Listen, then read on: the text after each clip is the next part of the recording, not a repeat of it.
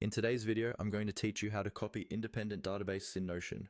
By independent, I mean creating a new database that's a duplicate of your original, but not linked to it, so changes in one won't affect the other. This is really useful if you want to reuse a structure you like, such as a project tracker or content calendar, without carrying over all the data or keeping it tied to the original. First, open the page in Notion that contains the database you want to copy. On the left side of the database name, or sometimes just to the right of it depending on your layout, you'll see a small icon with 3 dots. This is the options menu for that database. Hover your mouse near the database title until those dots appear, then click on them. You don't need to change any settings in the menu that opens. The key thing is that the database is now selected and in focus. With the database selected, use the keyboard shortcut to copy it. On Windows, that's Ctrl+C.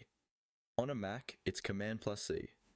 This will copy the database block itself, including its properties, views, and layout. If you only see text copying, make sure you actually clicked on the database block and not inside a single cell or page row.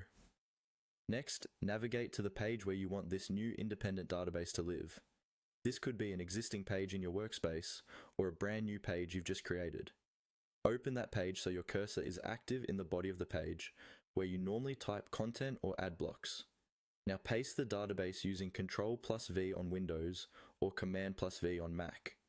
Notion will insert a full copy of your original database into this page.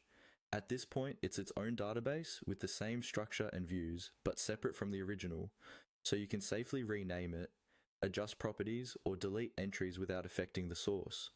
Often, when you paste a database, Notion might display a small notification or prompt, for example suggesting that you turn it into a synced version or asking how you want to connect it.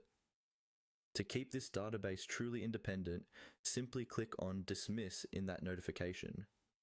This closes the prompt and confirms that what you have on the new page is a standalone copy. And that's all you need to do. Select the database, copy it, paste it into the new page, and dismiss any prompts so